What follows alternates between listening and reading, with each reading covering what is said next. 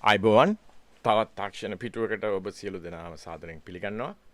අද කතා කරන්න හදන්නේ Adobe Creative Applications use කරනකොට තියෙන ලොකුම ගැටලුවක් තමයි මේ fonts පිළිබඳව. පස්සේ යවන කස්ටමර් ළඟ ඒ fonts ටික නැත්තම් තමන් හදපු විදිහට නෙමෙයි කස්ටමර්ට පේන්නේ. ඉතින් මම පෙන්නන්න හදන්නේ ලේසි ක්‍රමයක් කස්ටමර්ට ඒ fonts ටික බාර දෙන හැටි. මේ වැඩේට ඉස්සෙල්ලාම අවශ්‍ය වෙනවා illustrator. හරිද? illustrator එකේ මේ පේන විදිහට දැන් මම මෙතන සිංහල ෆොන්ට්ස් ජාති 3කින් මම මෙහෙම ડોකියුමන්ට් එකක් දැන් ලෑස්ති කරලා තියෙන්නේ. මෙතන ගිහිල්ලා පැකේජ් කියලා තියෙන ඔප්ෂන් එකක් ෆයිල් එකේ.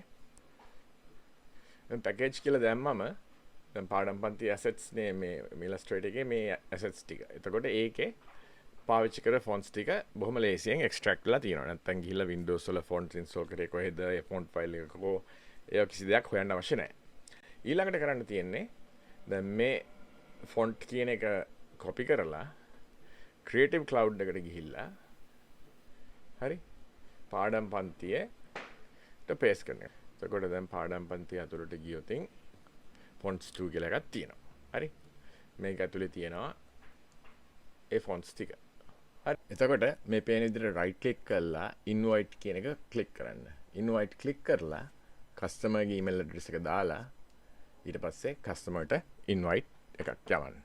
කස්ටමර්ට තියෙන්නේ මෙහෙම accept invitation කියලා ක්ලික් කරාම දැන් ඒ වගේම දැන් මම Photoshop document එකකුත් create කරලා තියෙන්නේ ඒ fonts පාවිච්චි කර fonts ಜಾති දෙකකින්.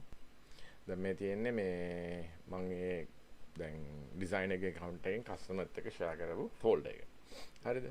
එතකොට කස්ටමර්ට පුළුවන් මේ fonts download කරලා මේක දැන් අපි open කරමු.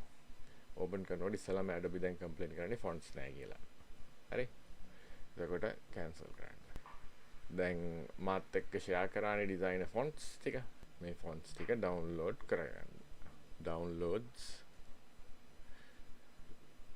fonts. ඊට පස්සේ මෙතනට ගිහිල්ලා install.